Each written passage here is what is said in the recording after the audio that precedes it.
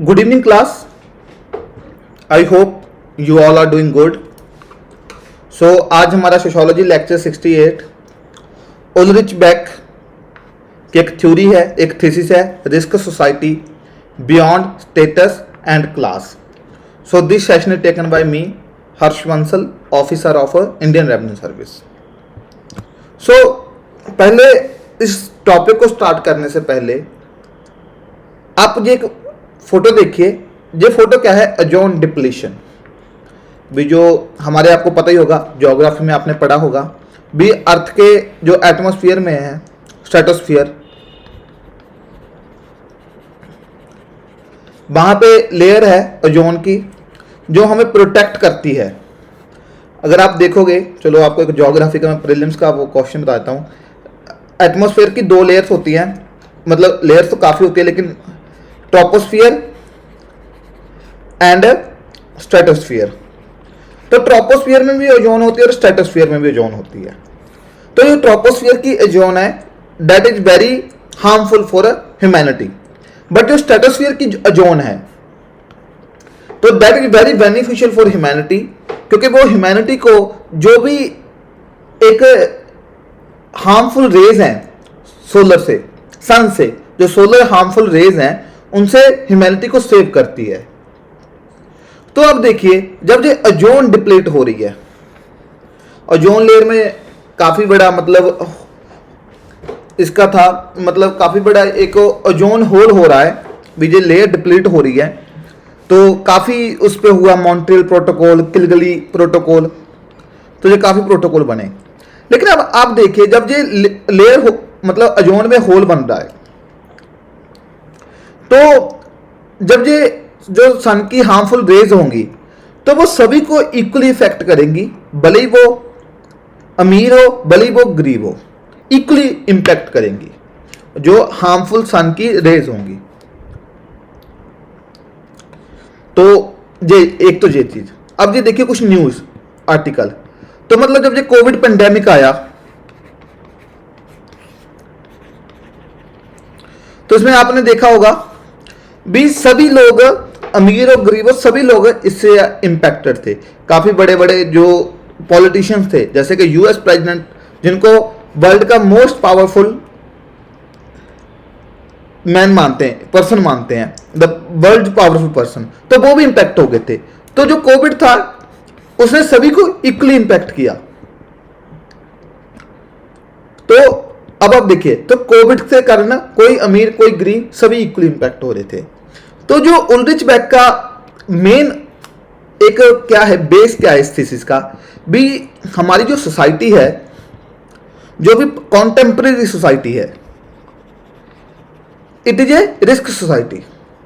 Risk society, तो risk society का मतलब क्या है, भी इसमें क्लास का फर्क ही नहीं पड़ता, भी क्लास है कि नहीं है, क्योंकि सभी को इक्वली इंपैक्ट करेगी.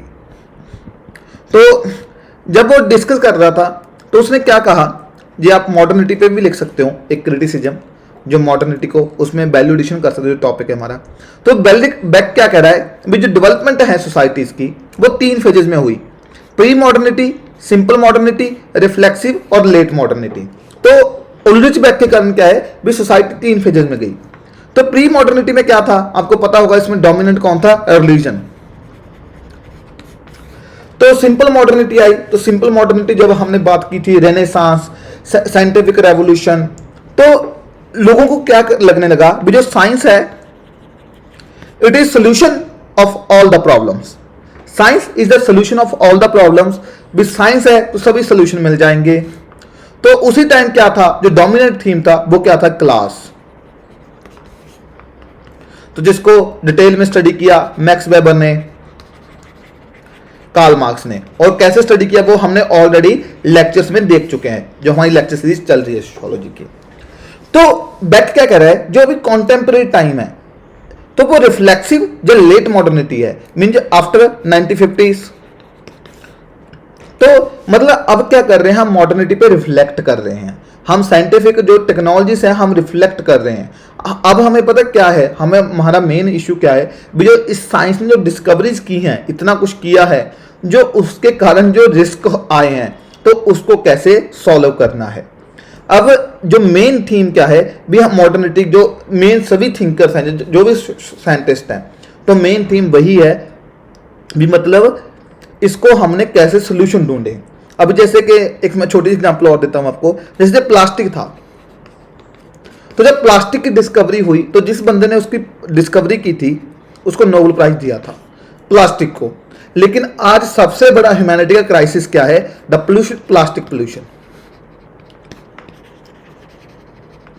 तो अभी साइंटिस्ट रिसर्च पे हैं, क्योंकि प्लास्टिक पोल्यूशन बहुत ज्यादा मतलब तंग कर रहा है ह्यूमैनिटी को। आप देखोगे ओशन में प्लास्टिक पूरा बहुत डीप जा चुका है। तो अभी जो साइंटिस्ट है, पूरी वर्ल्ड की साइंटिफिक कम्युनिटी, वो रिसर्च क्या कर रही है भी, कोई बैक्टीरिया मिले जो इसको मतलब इसको डिग्रेड करे। वी मीन इसको सिंपल जो कंपाउंड्स हैं, सिंपल केमिकल कंपाउंड, उनमें ये डिग्रेड कर दे। तो अब देखिए भी, जब प्लास्टिक की डिस्कवरी हुई थी उसको नोबेल प्राइज मिला था। अब इन फ्यूचर जब कोई ऐसी मतलब इसका सोल्यूशन ढूंढेंगे या इसका कोई अल्टरनेटिव ढूंढेंगे तो उसको नोबेल प्राइज मिलेगा। तो साइंस ने बहुत सारी प्रॉब्लम्स कर दी कॉन्टेम्प्रेरी टाइम्स में, तो अब हम उनका सोल्यूशन ढूंढ रहे हैं। तो वही सिंपल मॉडर्निटी, रिलीजन और ट्रेडिशन किसमें था, टेक्नोलॉजी, रैशनलाइजेशन। तो अभी ये क्या कह रहे हैं, बेक क्या कह रहे हैं भी, जो थर्ड वर्ल्ड कंट्रीज हैं, ये डेवलपिंग नेशन या लीस्ट डेवलपिंग नेशन, जैसे कि जो मैंने वो एक जो यूनिक कोएफिशिएंट होता है, तो वो जितना ज़्यादा होगा उतनी ज़्यादा इनकम इनक्वालिटी ज़्यादा होती है। तो जो आप देख सकते हो, तो जो थर्ड वर्ल्ड कंट्री जहाँ पे इनकम इनक्वालिटी बहुत ज़्यादा है, वहाँ पे नो डाउट अभी भी क्लास डोमिनेंट थीम है। लेकिन जो वेस्टर्न नेशन थी, तो अभी इन पे क्या था, जो थीम था मतलब वेल्थ रीडिस्ट्रीब्यूशन, क्योंकि आप देखोगे वेल्थ रीडिस्ट्रीब्यूशन बहुत ज़्यादा हो रहा है। तो अभी बेक ने क्या कहा, they are now risk distributing societies, risk distribute कर रही हैं। तो रिस्क कौन कौन से, जैसे आप देखिए the problems of risk society, तो अभी आज के टाइम पे बिगेस्ट क्राइसिस ओबेसिटी, जो रिस्क है हेल्थ रिस्क। अभी कोविड में हमें पता चला मेंटल हेल्थ का बहुत बड़ा रिस्क है, मेंटल हेल्थ। तो अभी ये प्रॉब्लम्स है रिस्क सोसाइटी की कॉन्टेम्परेरी टाइम्स में। सेकंड, अभी आप देखोगे industrial disasters, atomic disasters. Industrial disaster आपका जो जीएस पेपर 3 है, डिजास्टर मैनेजमेंट, तो उसका एक क्वेश्चन, बहुत पोटेंशियल क्वेश्चन बनता है भी, इंडस्ट्रियल डिजास्टर को कैसे मैनेज करें, क्या हमारे जहाँ पे लेजिस्लेटिव स्ट्रक्चर है, तो वो आप देख लीजिएगा। तो अभी ये देखिए, एक यूएसएसआर में एक इंसिडेंट हुआ था 90s में, शर्नोबिल। तो इसमें क्या था, ये सबसे बड़ा न्यूक्लियर डिजास्टर था पूरी ह्यूमैनिटी का, और ये इसी को शायद कहते हैं कुछ जो हिस्टोरियंस हैं भी, जो यूएसएसआर का फॉल हुआ था, इस जो शर्नोबिल जो इंसिडेंट था, ये भी एक बहुत इंपॉर्टेंट रीजन था। ये हमारे भोपाल गैस ट्रेजेडी, उसके बाद हमारा पोल्यूशन का इशू, अभी देखा होगा अभी मतलब दिल्ली वगैरह में कितना ज्यादा पोल्यूशन है। अभी WHO की एक रिपोर्ट आई थी एयर पोल्यूशन पे, तो आप एक बार रिपोर्ट देख लेना, तो उसमें इंडिया की काफी सिटीज थी जो मोस्ट पोल्यूटेड में थी। तो जो रिस्क सोसाइटी की प्रॉब्लम्स हैं। उसके बाद ये एक बुक है युवल नोआ हरारी की, सेपियंस। तो सेपियंस ने बताया था, मतलब क्योंकि मेरे को ना बुक्स पढ़ने का बहुत ज़्यादा शौक है, तो मैं बुक्स पढ़ता रहता हूँ।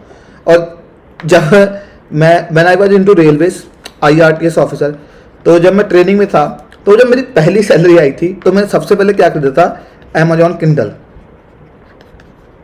तो मैं बुक्स पढ़ता रहता हूँ, तो मतलब मेरा बुक्स रीडिंग का काफ़ी शौक था। लेकिन अभी शौक क्या है, अभी थोड़ा सा उसको बैक ट्रैक पे डाला हुआ है, क्योंकि जो मेरा फ्री टाइम होता है वो सारा जाता है लेक्चर रिकॉर्डिंग्स पे। तो अभी जब मैं बुक पढ़ रहा था last year, sapiens the brief history of human kind, तो उसमें यही बता रहे थे भी जो एग्रीकल्चर रेवोल्यूशन है, it is the biggest fraud on humanity. तो उन्होंने अपना युवल नोआ हरारी ने एक पर्सपेक्टिव दिया, क्योंकि क्यों है, क्योंकि आप देखोगे भी हमारे जहाँ पे जो एग्रीकल्चर है वो मोनोटोनस बन गई है भी, वही राइस बीट, जबकि पहले क्या था भी, कितनी ज़्यादा डाइवर्सिटी थी। तो ये एक बार आप पर्सपेक्टिव देखिए तो आपको पता चलेगा भी इन्होंने ये क्यों कहा एग्रीकल्चर रेवोल्यूशन जो biggest fraud on the humanity, मतलब धोखा हो गया। तो बहुत प्यारा पर्सपेक्टिव है।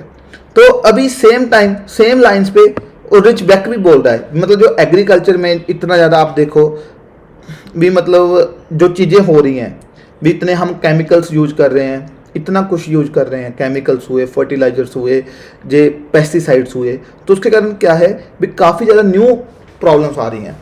जैसे कि अभी मैं आपको बताता हूँ एक छोटी सी एग्जांपल। पंजाब में ग्रीन रेवोल्यूशन हुई,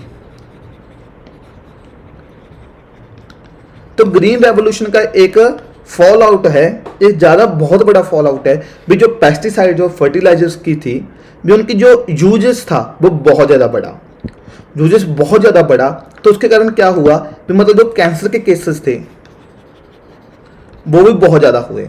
और ये एक बहुत बड़ी प्रॉब्लम है। वहाँ पे पंजाब में एक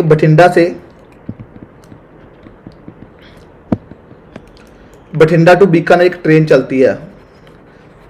बीकानेर में कैंसर का हॉस्पिटल है, वहाँ पे लोग जाते हैं ट्रीटमेंट के लिए, तो उसका नाम ही अभी कैंसर ट्रेन दे दिया। आप इसके बारे में न्यूज़ पे सर्च कीजिए, गूगल पे सर्च कीजिए, तो वो काफ़ी आर्टिकल्स मिलेंगे। तो मतलब ये देखिए भी कॉन्टेम्प्रेरी टाइम्स में क्या रिस्क हो रहे हैं।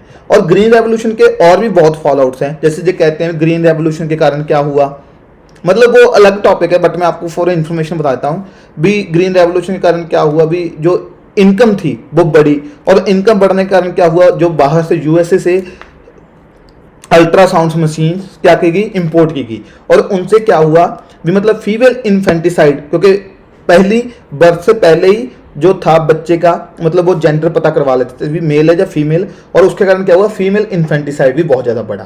तो ग्रीन रेवोल्यूशन के जो फॉल आउट्स हैं, तो और भी फॉल आउट्स हैं। तो आजकल हम एवरग्रीन रेवोल्यूशन की बात करते हैं। तो उल्रिच बैक क्या कह रहा है, मतलब जो एग्रीकल्चर के कितने फॉल आउट्स हैं, तो जो अमीर लोग हैं वो क्या कर रहे हैं, ऑर्गेनिक फूड की तरफ जा रहे हैं। तो अभी क्या है, इंडिया में भी एक की है परंपरागत कृषि विकास योजना, जो ऑर्गेनिक फार्मिंग को प्रमोट कर रही है। आप देखोगे भी यूरोप में जो ऑर्गेनिक प्रोडक्ट्स की डिमांड है वो बहुत ज़्यादा बढ़ गई है। तो उल्रिच बैक यही कह रहा है भी, यानी कि क्लास की जो एक थीम था, डोमिनेंट थीम था, वो डिक्लाइन हो रहा है, इंडिविजुअलाइजेशन ज़्यादा बढ़ रही है। आज के टाइम पे बंदा अपने बारे में सोचता है, वो एजुकेशन अपॉर्चुनिटीज, उसको जहाँ पे जैसे अपॉर्चुनिटी मिलती है वो जॉब भी स्विच कर लेता है। जो क्लास पॉलिटिक्स है वो भी डिक्लाइन हो रही है। जैसे कि अभी प्रेजेंट यूएस इलेक्शन में क्या था, जो प्रेजेंट यूएस में इलेक्शन का इशू क्या था, क्लाइमेट चेंज,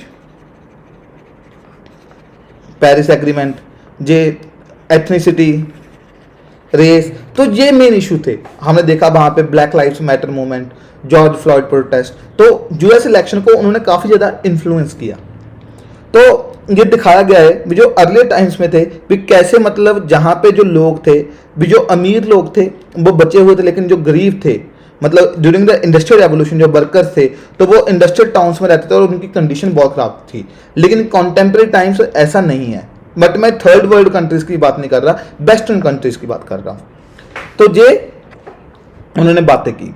लेकिन अभी क्रिटिसिज्म क्या है, एलन स्कॉट ने क्रिटिसिज्म दिया भी, ऐसा नहीं है, कॉन्टेम्प्रेरी टाइम्स में क्लास अभी भी डोमिनेटिंग थीम है,